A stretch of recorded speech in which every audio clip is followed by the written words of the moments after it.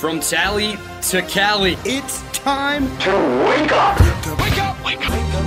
Warchant.com is your ultimate Seminole sports source. and this is Wake Up Warchant, presented by Zaxby's Now here's Warchant.com's Aslan Hajavandi. and Corey Clark.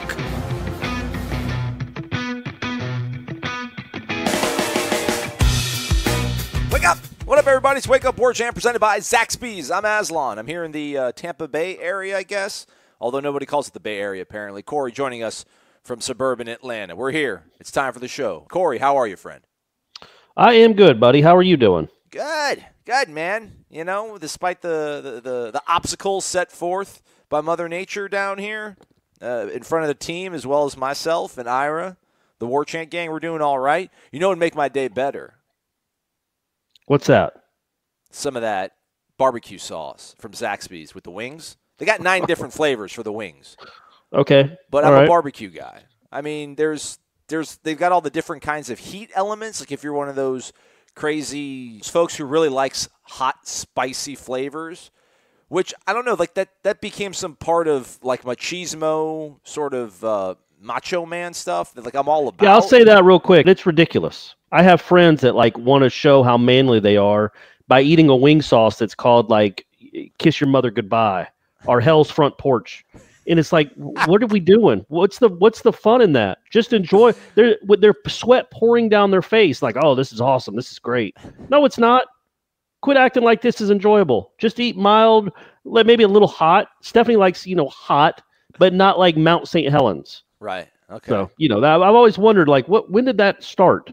But hey, they got all kinds of options available at Zaxby's. They do. 9 different sauces for your bone-in and boneless wings. So you call them bone-in or regular? I guess I just call them regular, right? Regular? Okay, very well. Also, we need to start a cool hashtag campaign so that Zaxby's adds nuggets to the menu. That's my new cause. That's my new cause. Like, since my birthday's coming up, I don't really believe in New Year's resolutions. I believe in like birthday resolutions. So that's going to be my thing. I'm going to try to take it to the top, try to get nuggets put on the menu. Because Okay. that'd be great. All right. Because you know what I tried a few years ago? I tried to get beer on the menu at Doak Campbell, and here we are, 2019. It's going to happen. That's probably the biggest development this week for Florida State fans. The news that came down on Wednesday that there will be 5 designated areas in and around Doak Campbell Stadium where they will sell beer and wine. 3 will be outside, 2 will be inside Doak Campbell. I don't think they've announced exactly where those spots are going to be. Corey, for you, who has a young, impressionable son that you've slowly begin indoctrinating into the culture of Florida State football, does this make you any more or less leery about bringing him to the big games, the Miamis of the world, the Floridas of the world, the Wake Forests? No. Number one, you got to grow up sometime.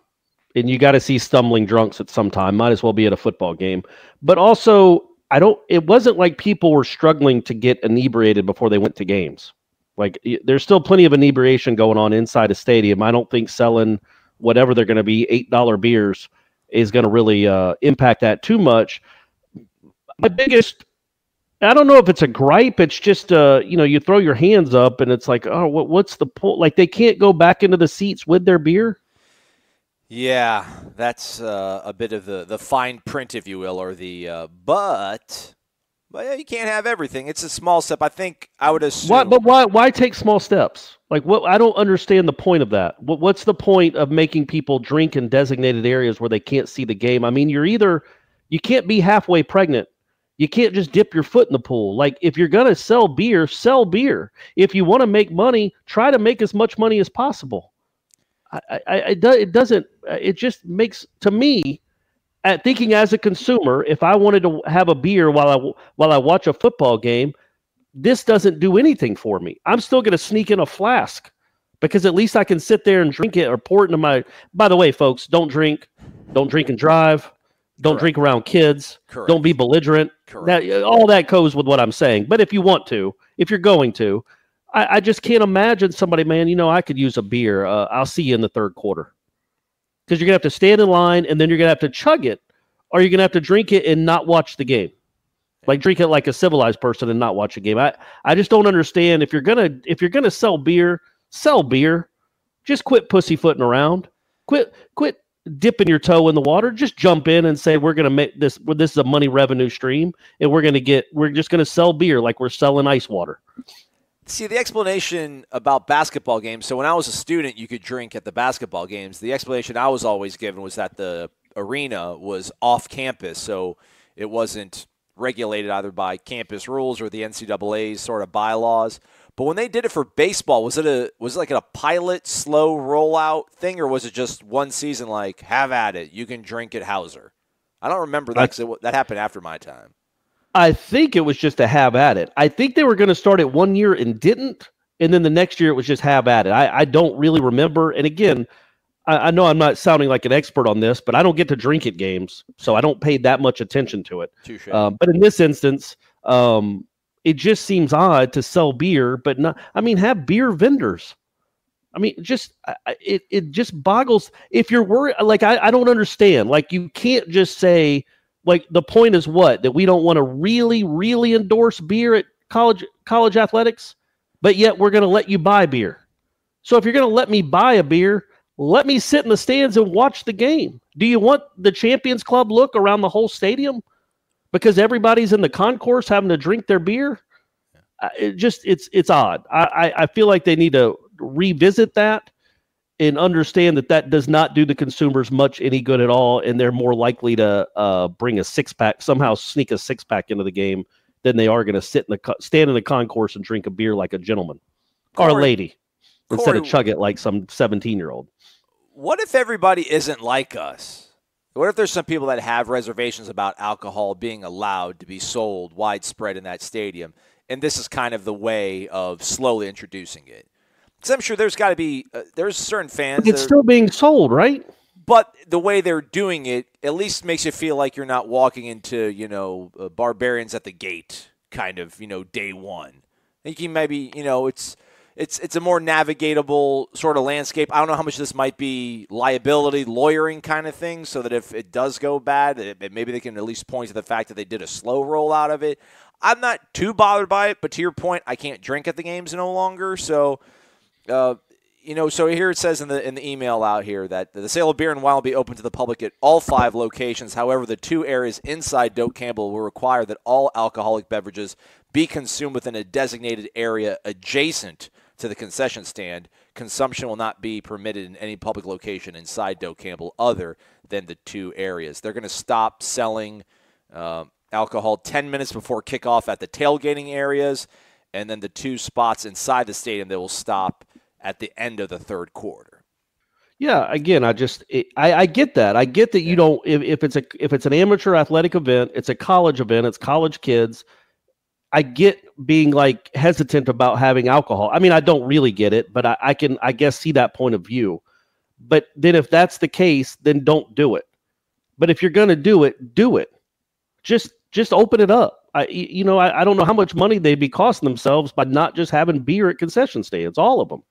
You're going to have huge lines at 2 different places for people to, I don't know how long you're going to wait to get a beer and then drink the beer before you can get back to your stadium. I mean, you're looking at, or your seat. I mean, I feel like you're looking at 20, 25 minutes, or people are just going to say, no, I'm not going to bother, which I guess may be the point. But I don't know. It's just bizarre. It's like having great wireless in just 2 sections of the stadium. Like, just, it doesn't make any sense. Just open it up. You're fired up, Corey. I haven't seen you this passionate about anything. Well, and I'm not fired up about beer at beer sales or beer at the stadium. I just don't understand the point of, I want to say half blanking it, right. But just like, again, like being halfway pregnant, like you can't do that. If you're going to sell beer, just sell beer. Quit pussyfooting around. Go all in, as people like to say these days when it comes to sports. Go all in like Chris Moneymaker or Matt Damon and Rounders. Right. Just go all in. But they won't. It's bizarre, and I think they will. Maybe this is like just a pilot to see how much money they make for one season, and then going towards next season, they do it. I mean, they expand it, but I just can't imagine. It doesn't seem like it makes a whole lot of sense as far as looking out for your consumers, the people that you want to keep in the stadium to watch the actual game. It's just going to empty out the stadium a little bit more. And then also, it's going to make it harder for people to, I mean, it doesn't seem like very consumer friendly. But I guess it's better than not having any beer at all. That's a famous man probably said that somewhere. Right. Yeah. I think it was Paul Revere. I think part of it, too, is obviously the timing. And there might be fans that aren't a fan of this concept, bring their kids to the games, and they, rightly, wrongly think this is going to make the watching experience a little less comfortable for them and their children, and you're popping it on people here, 3 weeks before the season kicks off at home or whatever. So I think maybe the timing of that also is. But you were a college kid, and you're now somebody in your 30s, getting closer to your 40s every day. What's the benefit of making them drink in the concourse? Well, they're still drinking beer. It's still hitting their body, or wine. It's still hitting their body the exact same way. What's the difference between them? You're selling them a beer. You're letting them drink a beer. Are they afraid they're going to pour it on little kids' heads? Yeah, there's a lot of adults that can just go drink a beer and watch a game. It happens everywhere else in the world. Now, it also bad things happen where people spill beer, but people are going to get drunk. Things can happen after you drink the beer. You don't have to have a beer in your hand to get drunk. That doesn't make any sense. You know what I mean? I just don't understand why it would matter where you drink the beer. If you're letting people drink beer, let them go watch the game as they drink the beer. Yeah, right. What's the purpose? What's the downside to watching the game with a beer in your hand? I just thought of one maybe though. Maybe it is that it's going to be such a pain that nobody is going to get drunk at the stadium because literally they won't be able to watch a single second of the game because they have to stand in line. I'm sure they can only get 1 or 2 beers at most at a time. And then if it was easy for them to just go watch the game with beers in their hands, maybe by the third quarter, they're pass out drunk. But if you make it so hard and so intolerable for them to go have to stand in line and then drink from the concourse, maybe they just don't feel like doing it. Again, that seems like a lose-lose proposition because then you're losing money because you're not selling the beer that you would, but maybe that's the thought process. Who knows? Anyway, that's enough of that. Congratulations, folks. You get to drink beer and wine. Well, no, the only thing I wanted to add was that most people that are talking about it on the Tribal Council on Warchant.com, which, by the way, the Adidas promo is still going on, so 25% off your membership at Warchant and a $75 e-card to Adidas.com. I think the promo code is just Adidas. All day I dream about soccer. There might be more information on the website, warchant.com. Check it out. But what most people are kind of going back and forth about is the only way this will work, in their estimation, and their esteemed opinion, is that if there's televisions at these locations where they serve the beer, to which I say, well, then you want to talk about lose-lose. Right. You don't want people congregating in the concourse drinking beer and watching the game on a TV inside the bowels of the stadium. You want people back in the stands. So I kind of hope they don't put TVs there, or maybe just a small TV behind the concession workers just to keep people updated. But I think it would be kind of crazy if they created this oasis inside the stadium with 3 or 4 large televisions, and one's got the CBS SEC game, and one's got the house feed of the Florida State game, one's got the ESPN feed of the Florida State game. That would be a bit of a bizarre thing. So we'll see how it all works out. But enjoy, everybody. To Corey's point, you can now drink beer and wine inside Doak. Even if you're a commoner, you don't have to be part of the Champions Club. Even you commoners can do it. Right, exactly right. Would it be remiss, we didn't mention this on the program yesterday, and I knew about it, I just forgot to bring it up on the show, but a bummer of a news bit with Jalen Parks, the standout from Newberry High School, who I think was in his 3rd season here at Florida State, becoming medically disqualified due to an ankle injury he sustained. We think he sustained it last year, but he will, he'll stay on scholarship, but he will not count against the 85 player limit, which brings his career at Florida State and ultimately his playing career to an end, which is obviously a huge bummer. That kid seemed to have great promise, and ironically enough, I don't know if ironic is the right word choice, but he was kind of a part of a package deal. Him and Corey Durden were high school teammates. Parks was the higher-ranked recruit out of those 2 guys, but Durden is emerging as a force, at least here in these practices, and has become a bit of a vocal leader.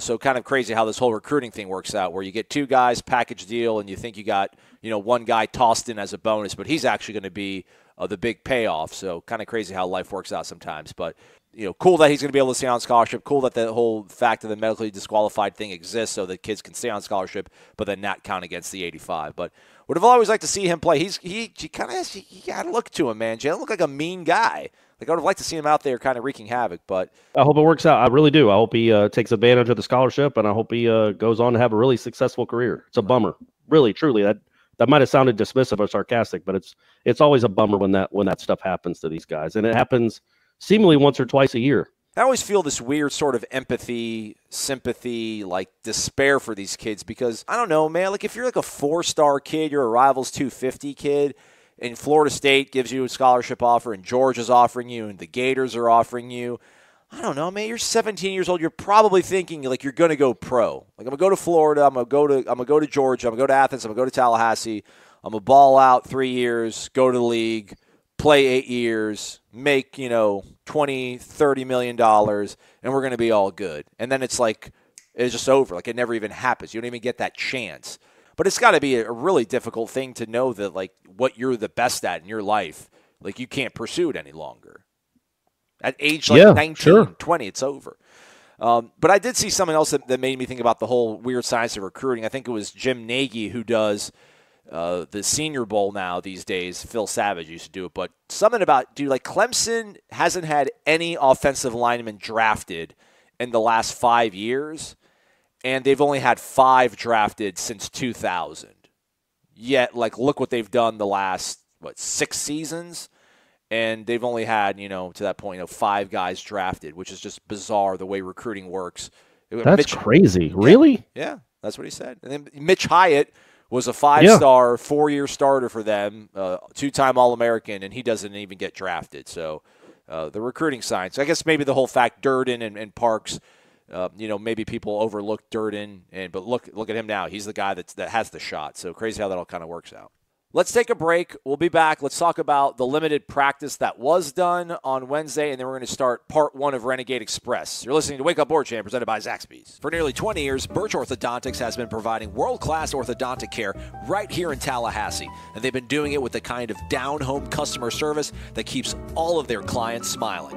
Whether you or your loved one needs braces or Invisalign treatments, Dr. Heather Birch and her staff are trained in all of the latest techniques. And the best part is, they'll include you in every step of the decision-making process. They'll work with you to craft the perfect treatment plan and payment options to suit your needs. So if you're looking for family-friendly orthodontic care in a comfortable, stress-free environment, Birch Orthodontics isn't just your best choice, it's your only choice. Visit www.birchorthodontics.com. That's BURCH orthodontics.com for more information and to set up your free consultation today. Or you can call the office directly at 850-877-1692. 850-877-1692. Back at it. Get your smiles correct.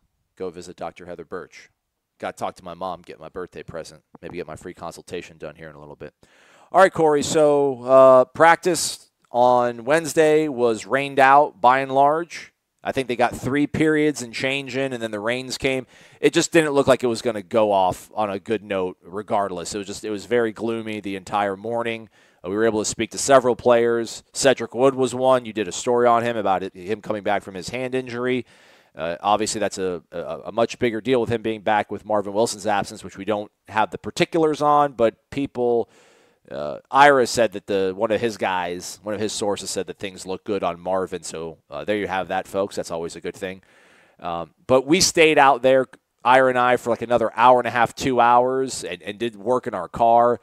And the rain never stopped, and we did not see the team go back out there. So I don't even know if they ultimately even got a practice session in on Wednesday. And there's no IPF at IMG, so a bit of a bummer for the Noles. They'll try to get one more practice in Thursday.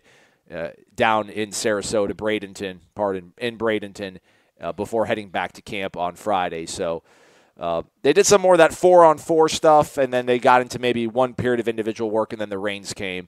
This is not Willie's fault. You can't plan for this stuff. I mean, I guess you can to a certain extent, but like everything came up roses and aces for them last year. I mean, they went down there. The weather was perfect. When they were in Tallahassee, the weather was perfect. And, I mean, I haven't looked at the weather on Friday. Hopefully it's good in Tallahassee. But, when you're starting to hit your stride week 2 and you get 2 days of weather interruptions, and for sure Wednesday they weren't able to get what they wanted in fully. Not the best case situation, but again, not the end of the world either. But I do wonder if this will factor into them coming back in future years, because you can't plan for the weather. You can have an IPF, but they don't have one down there. So, I don't know if ultimately it's a bad look or just bad luck at this point. Yeah, it was a 2-year deal, right? So there's really no reason for them to go back there again. But I also think that, number one, we don't know if they got out there and practiced, because again, there was no reason for you guys to stick around to see if they went back out there, because you wouldn't be able to cover it anyway. But I just can't imagine they just chalked up the day to like, oh, well, nope, can't do it. As long as it's not lightning and it's not a monsoon, you go out there and practice. You're going to practice in wet days anyway. You're going to play in rainy days at least 1 or 2 times this year. So you want a couple of rainy type practices. That said, I don't know that they're getting out of the IMG experience what they thought or what they anticipated getting. I do think it's I think it's cool. I think it's a good idea to take them somewhere as a team. I think that's cool. NFL teams do it. College teams can do it. Heaven knows they have enough money to have an expense like this. So I do agree. I don't mind that necessarily, but maybe in the future go somewhere where if it rains, and it's Central Florida in August, when it rains, you have a place to go. You know what I mean? I would think that would make more sense. And also, my opinion, and again, I'm not running things. I've never run a college football program. It's not like that forecast came out of nowhere. I don't think anybody was stunned that it started raining and it was bad weather. So why even start? Why not say, hey, it's supposed to be better around, 3 or 4. So we're going to alter our practice schedule so we don't have them practice for 3 periods and then sit around for 5 hours before they go and practice again, because then that does nobody any good. But anyway, other than that, not a huge deal. It's odd, and it's just bad. Yeah, it's kind of bad luck. Well, in a sense, I want to say it's bad luck because, you can't control the weather, but you also can't control where you go practice for 3 days in the middle of fall camp, and you want to make sure you've got this big, beautiful IPF. You want to make sure you go somewhere where if it does rain, because it is Florida in August, and that happens occasionally, that you would have a place to go practice, and you wouldn't just be like, oh, well, that's it. That's a wrap. I will say this. If this was happening to Miami or the Gators, we'd be laughing at them. Everybody listening to this podcast would be laughing at them. You went to camp somewhere cool, and you couldn't even get your practice in as scheduled because the rain, and, oh, by the way, you have this really nice facility that you could be using, but you're not using it right now. So looking at it totally objectively, people are pointing and snickering, I'm sure. To your point, though, about you can look at the forecast, I do wonder how much of it is, Willie talks about getting these guys out of their comfort zone by taking them down there, which even the coaches to a certain degree.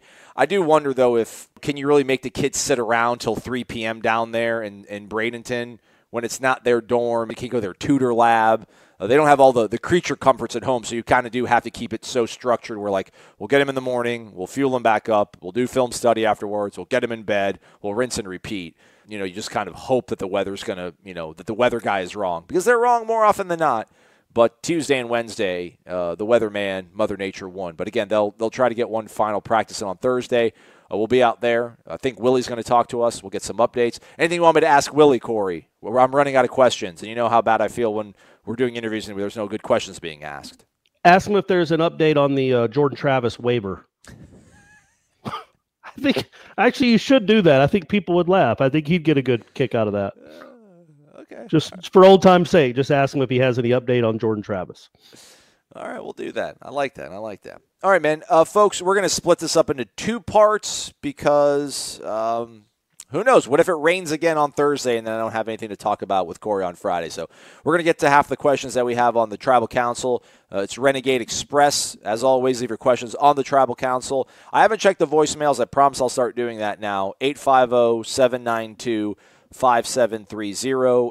850-792-5730. We'll look at some of the voicemails. We'll be more persnickety on what we pick on the voicemails, but we'll pretty much take all the questions that our loyal, dedicated subscribers leave. And with that said, let's join the first question, or go to the first question, rather. Primetime 92.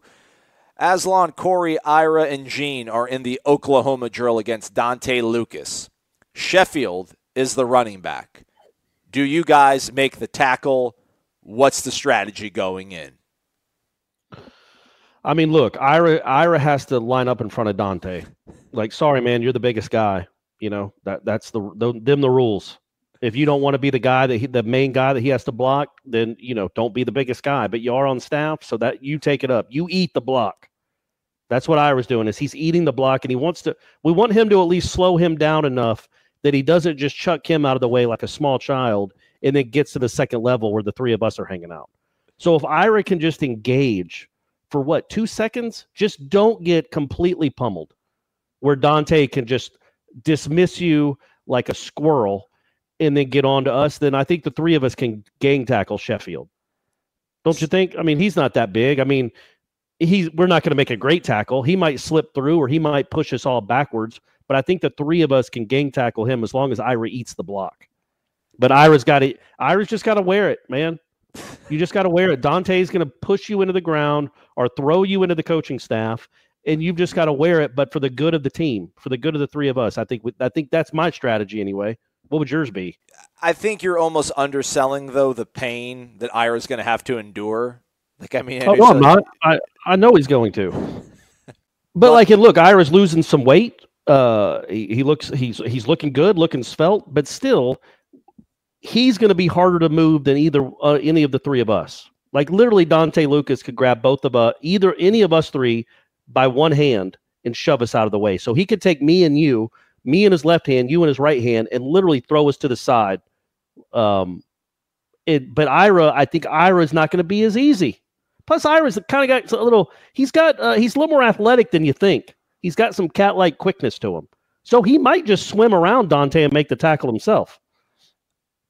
See, I do wonder if we should just line up directly across from him, like with a hand in the dirt with Ira, or we should just have Ira as like an edge rusher, just in maybe two of us come off one side, so Dontae has to tilt his body that direction, and then you and Gene can come in on the opposite way and go for the tackle. I don't want Ira to be too hurt, but yeah, I mean, ultimately, someone's going to get really hurt for this to work, and it's probably going to be you, Ira. Sorry. Let's see here. The second question comes from Flash FSU and pretty much is the same thing. It says you gotta have a reward, otherwise they're all gonna sit down on the grass. For $1 million, if you make the tackle, how would you do it? Could you do it? Yeah, I think yeah. All right, I'm not gonna. The four of us for sure. If it's just one-on-one with any of us and Dontae Lucas and Sheffield, no. Yeah. There's literally nothing I could even envision doing to make Dontae to get maybe crawl through his legs. Like, there's no way that I could get around Dontae Lucas to make a tackle, or any, I would say any lineman that's 16 years old or more. Certainly any Florida State lineman. There's nothing we could do. It's not just a Dontae problem; it's more of an us problem. But maybe you could. You work out. You're wiry. You probably have some fast twitch. You might be able to get around him a little easier than I would.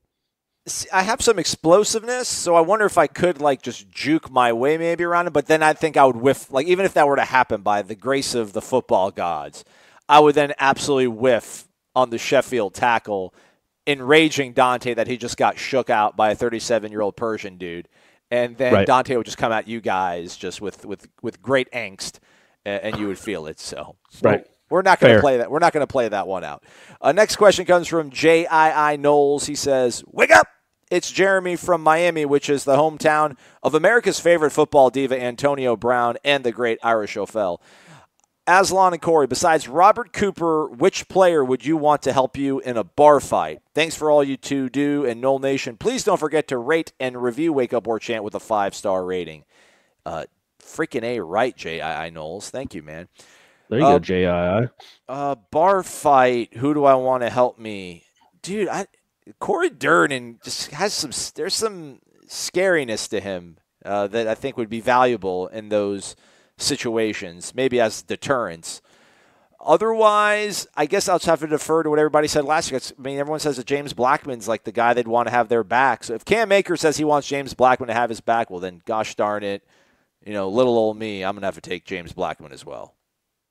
Yeah, my first instinct is Amari Gaynor, just because he's long and lean. And I think he's definitely not the strongest guy on the team, but I feel like in a bar fight, he can maybe do the most damage because everybody's just going to run away from the big boys. but Gaynor can go track him down. You can't. It's going to be hard to get around him. Maybe it's a little easier to get around, Robert Cooper or Marvin Wilson. I also think Brady Scott, maybe. I think he's a guy I might, he's a little lighter than some of the other O-linemen, and he's really strong and getting stronger. And I think he's got that side on him, maybe. Like, he's really nice in the interviews, but I think he's also, when he's mad, he can get really mad, and I think that's somebody you'd want on your side as well. These questions are something. And Ira, obviously you want Ira in any bar fight. What about Dontae Lucas? We just spent talking 10 minutes. He can't get into a bar. He's not old enough. Look at you. Look at you. Next question, Conway T, 4811. Now, I'm playing devil's advocate here, but everyone seems resigned to the idea that no matter what, Clemson is going to blow the doors off Florida State when they play us. I, for one, and maybe the only one, believe that if we are running on all cylinders, we have a chance, albeit a small chance, to win that game. Do you guys really believe that game is as good as over before it starts? Parentheses, if we look like a team with a pulse this year. I mean, it's hard to say, right? What game is that? Isn't that in November? It's after. It's in October. Yeah, it's like the 6th game of the season, right? Yeah, or like 6th week or something like that. Yeah. So right now, asking me, I don't see how it's close. I'm certainly not sold on the Florida State offensive line being much of. I think it's going to be improved, but it's got to be much improved to win in a place like that, to control a line of scrimmage in a place like that against a team like that. And obviously, the quarterback is terrific at Clemson, and he's got some really, really good wide receivers and skill position guys. So it's just not a great matchup, but when we go into that game, if Florida State somehow is 4-1 or 5-0 and is averaging 34 or 36 points per game, again, those are high estimations probably, but it could happen. It could be.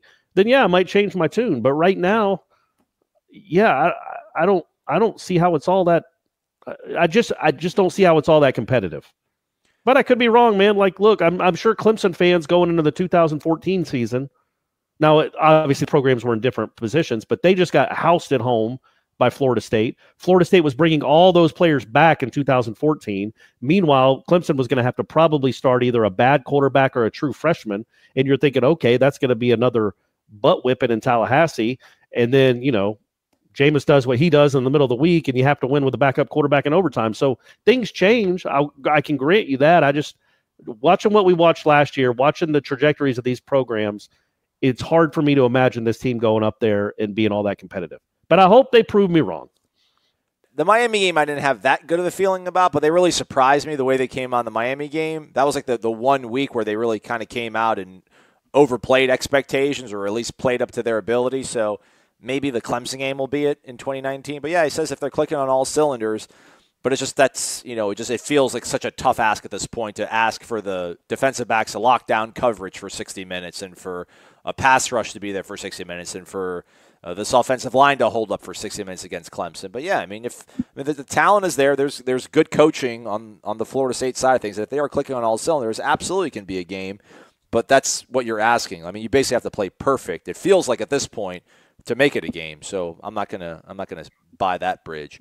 He also asks Corey, Jacob Edwards, a friend of his, gave him a book called, quote, I Never Played the Game by Howard Cosell. Have either of you read the book? Do you recommend it? I have not. I don't think I have either. I've read a ton of sports books, but I don't think I read a Howard Cosell book. Yeah. Sorry, buddy. If I had, I'd give you the honest review, but I don't think I've read it. And if I did, it wasn't memorable. Are you reading anything currently right now, Corey? Are you a reader?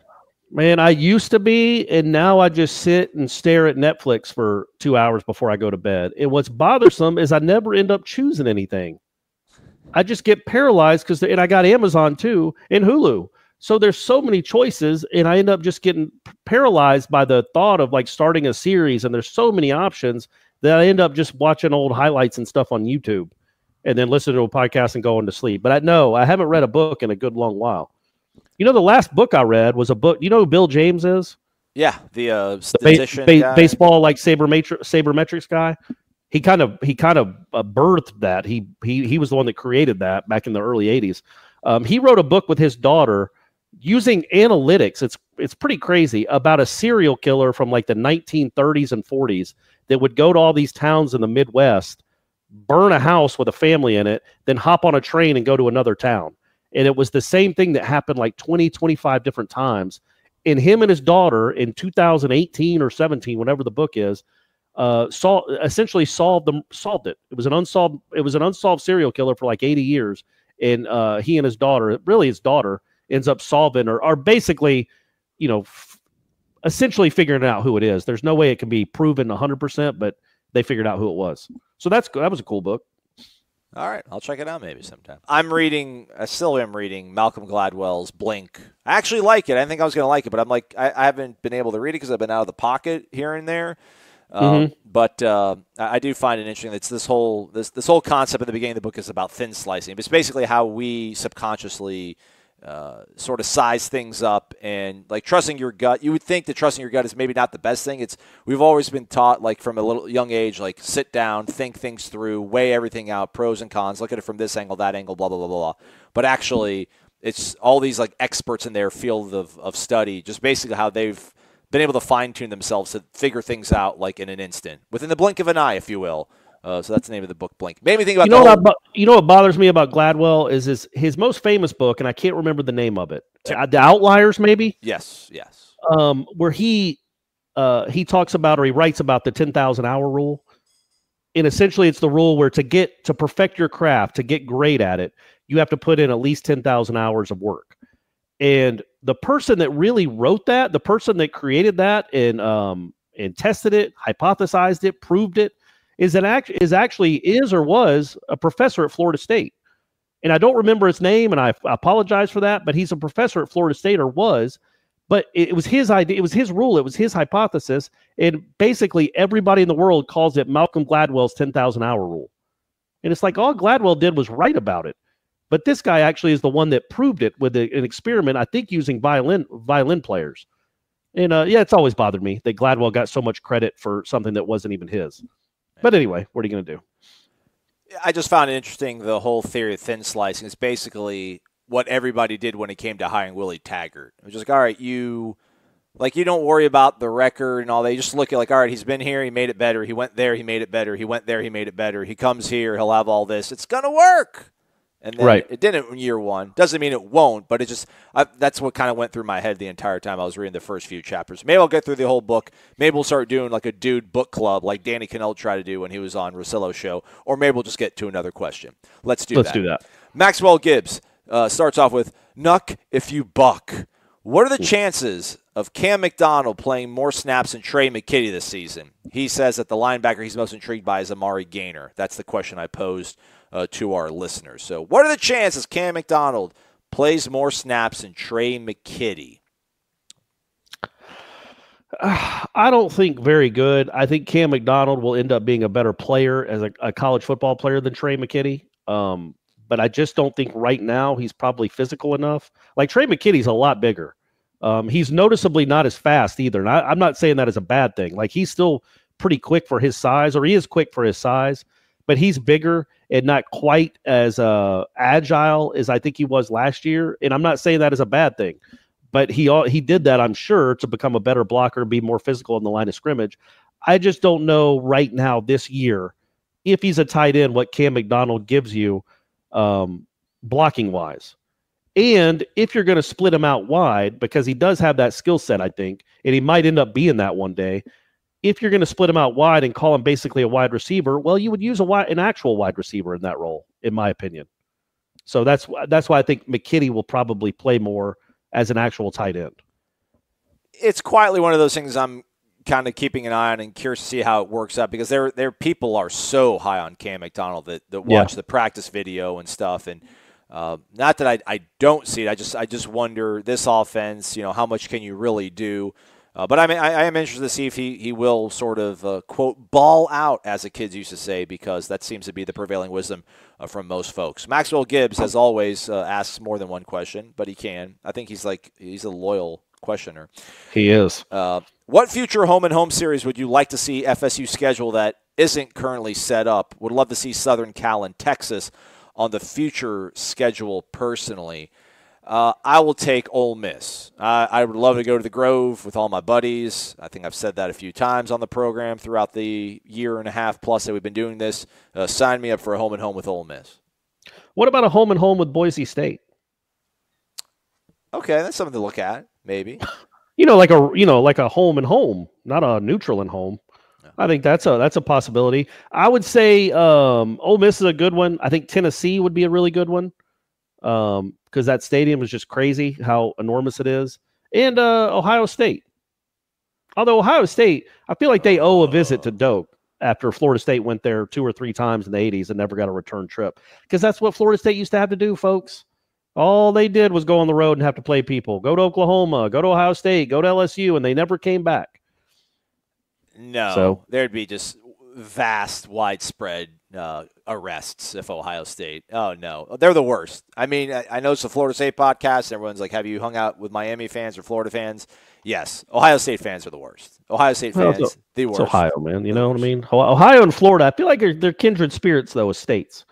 Well, it's because they all come down here. They all come down here without a plan, and they want to live in the sun and, live it up, and then they just come down here and just weigh us down and give us a bad reputation.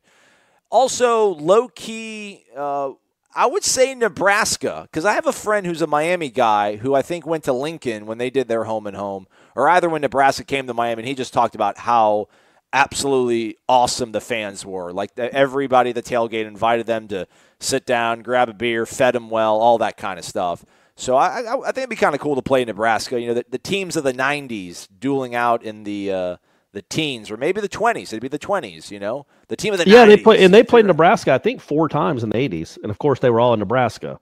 But, yeah, Nebraska's never been to Tallahassee. So that'd be a good one. I mean, there's a ton of them. Hawaii, UCLA, Washington would be cool.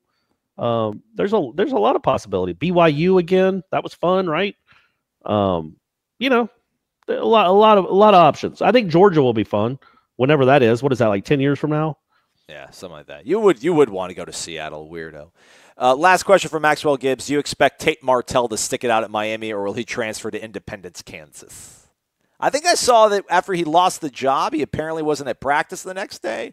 I don't know if that was a troll headline or if it was like an excused absence, but yeah, I don't know. He probably won't stick around in Miami. He might be one of those guys that, I think of all these like Southern Cal quarterbacks that just end up like bouncing around and leaving places, or like a Mitch Mustaine, just ends up trying to go here, doesn't work, goes there, doesn't work, and then you just never hear from him again. Usually it feels like if you leave one school to go to another and you don't start, I don't see it ending well. Yeah, and the thing here is he didn't really have any real ties to Miami. You know what I mean? He wasn't really high on them in the recruiting process. He doesn't have that coaching staff wasn't one that he feels a bond with. So, I wouldn't be surprised either way. I mean, he might be saying to himself, "Oh, this kid's going to screw up," and when he does, they'll come to me, and I'll be able to lead the team again or lead the offense. So who knows? Yeah, it's interesting. I think he did. The headline was that he missed the practice that day, but then he was back the next day. So apparently he's still on the team. And just, I guess do what you got to do. I get it. I mean, if you want to go find a place to play, but at this rate, he's going to keep transferring down until he ends up at like Alabama State or something. Like you're going from Ohio State to Miami, and I know that sounds like they're kind of even. Well, they're not. Miami hasn't been close to Ohio State in a long, long time. So where do you go if you can't win the job at Miami? I don't know. You about Austin State? Wouldn't be a bad idea. Now let's take 2 more questions. This one comes from Sabaxley 1212. Wake up! Last year was my first year as a season ticket holder, so I'm pretty sure it was me that jinxed the bowl streak. Yikes! No, it was me. It was me covering Florida State on the beat. So I go more with that than season ticket holder, but both of you probably are a little bit responsible. Last November, I swore that I was not going to expect anything from this team until they showed me on the field that they were going to be better, but I can't help it. I'm starting to get cautiously optimistic, as Corey says, about this season. I don't think Dontae Lucas starts against Boise. I think he plays in that game, and I think he starts before the end of the year, but it is extremely hard for a true freshman to come in and start game 1 of his college career. I'm interested if Emmett Rice is able to stay healthy and play all season, but I'm more interested to see if the linebackers as a unit can work in concert with the D-line. In the 2 weeks so far of fall camp, there it is, who has surprisingly impressed you? Also, he adds his prediction is that Florida State beats Boise 45-24. Willie and the Noles are off to a 9-3 record. If things go south and they struggle with a 5-7 or 6-6 record, it's not Willie's fault. I renewed my season tickets back in April. I just want him to score a touchdown in the opener. That would be awesome. I'm not looking for a win. I'm certainly not looking for 45 points. I just want Florida State fans to get to celebrate a touchdown. Yeah. Even if it's a punt block. A first half Just get to celebrate a touchdown on that first weekend. How about a first half touchdown? Because they could score a touchdown and lose 31-10, in the fourth. You want a first half touchdown to make people feel good about what? Yeah, okay, I see. Like a real long, not even a long sustained drive, just a lightning 6-play 71-yard drive, something like that. Just one. Don't need a bunch of them. Don't want to get people's hopes up, but just one for people to be able to cheer and celebrate and to play the fight song.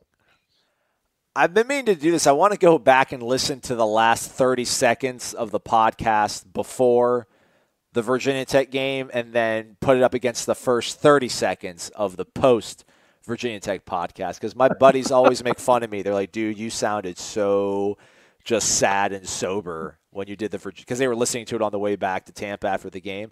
I'm like, but I thought I came out the gates hot in the one before the game. I was like, we're going to do this. We're going to win. Let's go Noles. And we'll see how that all works out. Yeah, who surprisingly impressed me, I guess maybe like Brady Scott. I don't want to say I didn't have high expectations for him. I thought he was going to obviously be somebody they were going to count on, but he does seem to be kind of one of the more vocal leaders on that unit.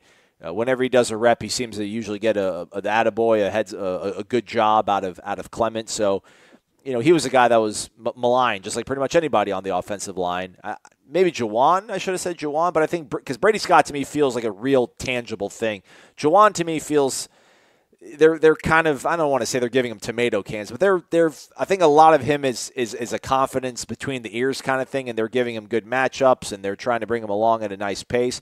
But with Brady, I feel like Brady Scott is ready to be thrown out there day one, and maybe Dontae Lucas will be 2 players down from him when all is said and done. Do you think Dontae is going to start game one, Corey? And who do you think who surprisingly impressed you the most? I don't think so. I don't think he'll start game one. I think he will start some during the course of the season. I think they will rotate him in. Again, I just think they know how important he is to that whole position group. Yeah, I would say, and it's hard because we don't watch all the practices, but Babion Johnson came in with a lot of expectations, and for 2 years didn't do anything. Now again, he was behind Alec Everly, but it wasn't like he was behind Brian Stork, or he was behind Dave Remington. I mean, he was behind I think that's his name, who the award's named after. He was a lineman at Nebraska. I think it's Dave. I know it's Remington. Anyway, you're right. Okay, Dave. good. So he wasn't sitting behind an all-star, and he couldn't even come close to cracking the lineup. And you're like, okay, so he was, he's rated the number 1 center prospect in the country coming out of high school. He's supposed to be a big deal. And through 2 years, even with that horse blank offensive line, he couldn't find his way into that unit. And so I'm like, okay, well, we see it all the time. Every year, there's guys that come in with a lot of hype that don't end up living up to it and don't ever really make an impact. You mentioned one a little while ago in Ermon Lane. And so I just kind of given up. Like, all right, man. By the way, Ermon Lane, a quick aside, he did switch positions and played safety, and he was a pretty good team player, I would say. Like he started some games at safety and seemed like a good program player and a good team player. He just wasn't a very good wide receiver. Anyway, so with Big Baby, you don't play for 2 years, and then the next year, it's not just that he started every rep as the first team center. Like it's a no-brainer. He's the starter. There's really apparently not even a competition. But it's to me how he seems to kind of take control of the offensive line for a guy that has never played, for a guy that you would think maybe was a little down on himself for 2 years of not playing any meaningful reps, to all of a sudden being one of the leaders on the offensive line and somebody that's counted on to start and be an anchor. That's been surprising to me and a good sign. Is that a good one? I like it. Here's the last one for today. We'll do this all tomorrow. I'm probably going to lock the thread just that way we don't have more questions, because then we'll have another hour-plus podcast. And 40 minutes is like our sweet spot. We're good in small doses. It's not even a question. It's kind of just like a hello. C_Noel_92. Wake up! Good morning, fellas. First off, I'd like to say good looking out on the student promo. Your boy is finally official. There you go, C. Noel. Right. So we're saying, where's the 92 come from? He's a student? Maybe he's a grad student. He's 27? Okay. Or maybe All right. he's a big, I can't even think of anybody that wore the number 92. Was that like Charles Howard? He ran like, he wore like 58 during the last decade. I can't, who wore 92? Somebody. I don't know that there's been a really good 92. Yeah. Second, I know y'all like to hear an introduction and the hometown shout out and a few notable residents. The name is Chad with 2 D's. I'm from Palm Bay, Florida, hometown to a bunch of Gators, unfortunately. Notably, Reggie Nelson, Joe Cohen, and golfer Billy Horschel. Outside of those people, he used, he didn't call them people, but, a nickname for the Gators. Right. Outside of those people, we have Xavier Carter, former LSU receiver and Olympic track star. So here's what I got for y'all. Thoughts on incorporating the song Eastbound and Down by Jerry Reed, a.k.a. Smokey and the Bandit theme song, into the FSU football program. It's an ode to the great late Burt Reynolds and a great theme song for this upcoming season, in my opinion, because Lord knows we have a long way to go and a short time to get there. That's true. So did he give us an idea? No, I'm reading the whole thing. I thought he was going to give us an idea of how to incorporate it. I did too. Chad, if you're listening to this, maybe figure it out. Send us something. And also tell us where the 92 comes from. Maybe that was his number in high school. With 2 D's too. That's another thing, Chad. When you write back, now that you're officially a member, tell us what the deal is with the extra D. Like, did you ask your parents about it? What was their reasoning? But back to Eastbound and Down, like they played it between the third and fourth quarters every home game last year, right? I think so. But I think we all thought it was because Burt Reynolds had passed away, so they were paying homage to him in the year that he passed away. But maybe that's just what they do now. Maybe that's just what they do. Or maybe the marching, you know what I'd rather them do is the marching chiefs learn the song and they play it between the third and the fourth quarter. I think that's a perfect marriage of letting the marching chiefs actually play because they're really good and it's a college atmosphere, and also still incorporating Smokey and the Bandit. Because, the Gators do the Tom Petty song. I think they do that between every third and fourth quarter now. So, Florida State could have their Smokey and the Bandit song. I'd rather hear the original version. I don't want to hear a college band rendition on it. Yeah. Or show a scene from Deliverance. We're done. We'll be back tomorrow to wrap up the week. Also wrap up Florida State's foray at IMG Academy. He's Corey. I'm Aslan. Thanks so much for listening. We'll catch up with y'all later. Unlike fanny packs, bowl cuts, and troll dolls, the sensation is back, only at Zaxby's. The Sensation Salad and the new Sensation Filet Sandwich features hand-breaded chicken, Asian slaw, wonton strips, and citrus vinaigrette, and both are served with an egg roll. The Sensation Salad and the new Sensation Filet Sandwich meal, for a limited time, only at Zaxby's. And skip the line when you order ahead on the Zaxby's app or on Zaxby's.com.